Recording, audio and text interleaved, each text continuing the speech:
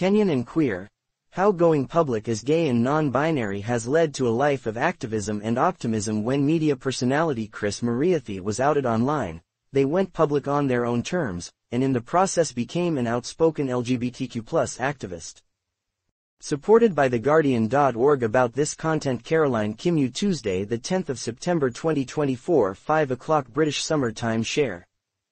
When Chris Muriithi, them, woke up to a stream of messages and missed calls one morning 6 years ago, their blood ran cold.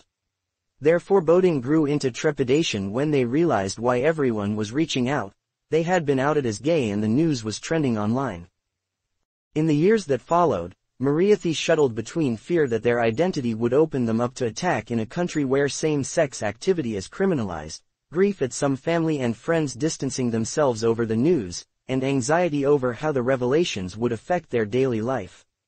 Many LGBTQ+ people in Kenya remain in the closet for fear of being ostracized or facing reprisals, such as losing work or being kicked out of their homes. Being outed exposed me to the realities many people in the community face, where your identity is used as a weapon against you, says Muriithi, who decided to go public as gay and non-binary on their own terms in a 2021 TED Talk. It was letting people in and saying, "This is who I am," says Muriithi, a decision they say helped them find a community of peers and allies. 3 years after the TED Talk, Muriithi, as an LGBTQ+ activist and one of Kenya's few openly queer figures, has become an outspoken advocate for the community, speaking on issues such as harassment, violence, cyberbullying in work, school or health discrimination.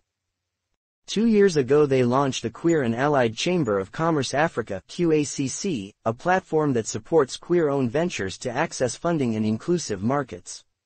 A joint venture with 2 African LGBTQ+ entrepreneurs, the aim is to help build the continent's pink economy, the economic power of LGBTQ+ people, and increase social and political inclusion. Women gesture is to hold a rainbow flag while social activists demonstrate for the agitating recognition of rights by the Kenyan government as they commemorate the International Day for the Eradication of Poverty, chanting for greater justice on land and climate issues as well as the inclusively of the LGBTQ community, in Nairobi, Kenya, in January 2020. View image in full screen. Activists demonstrate in Nairobi for the recognition of rights by the Kenyan government. Photograph. Tony Karumba, AFP, Getty Images.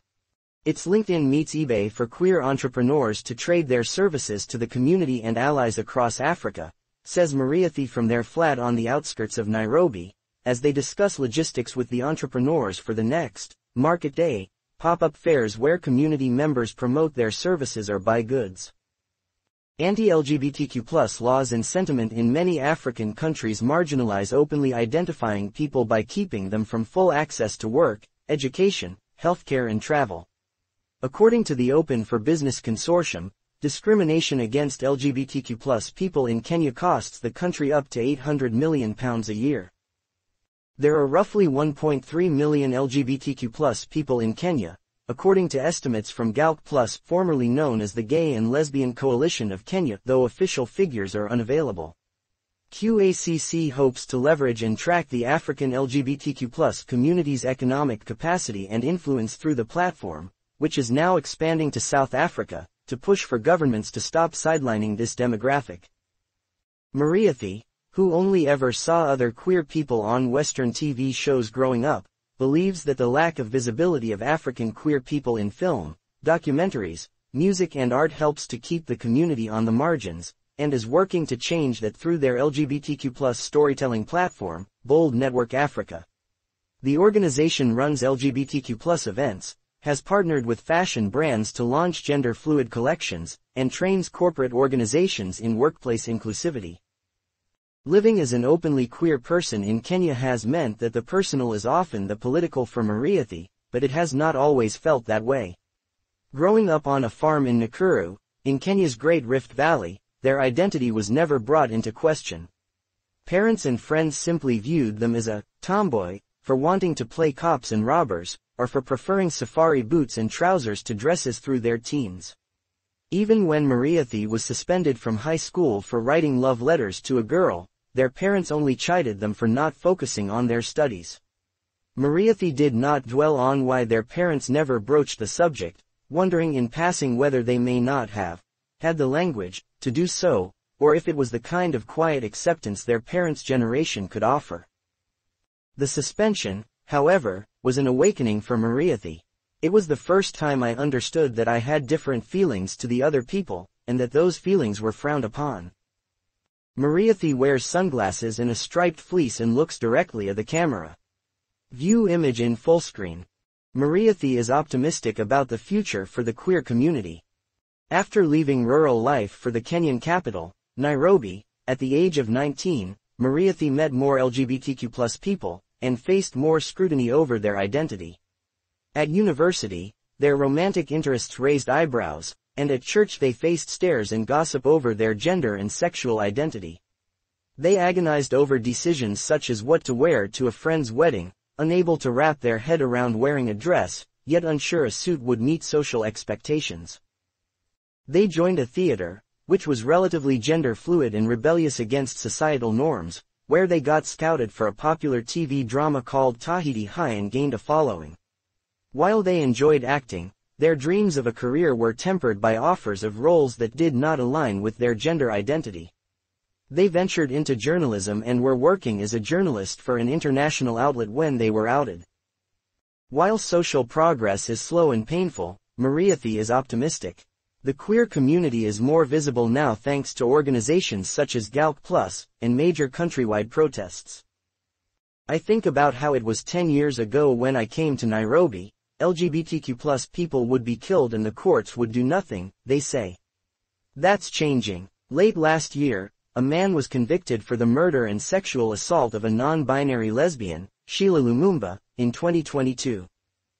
U.S. Intel executive, actively responsible for driving anti-LGBTQ+ agenda in Africa, say campaigners read more. Sheila Lumumba's case sends a message to society that LGBTQ+ lives matter, so we are seeing progress in the justice system, and while it's extremely heartbreaking that we lost a life for that to happen, there is progress. Sheila Adhiambo Lumumba, a 25-year-old Kenyan non-binary lesbian, who was found murdered in their bedroom in Karatina, north of Nairobi, Kenya. View image in full screen. Sheila Lumumba, who was murdered in 2022. Photograph. Sheila Adhiambo Lumumba, Instagram. The discrimination can take a mental toll, says Muriithi, who keeps a rigorous self-care routine, morning gardening and intense CrossFit workouts.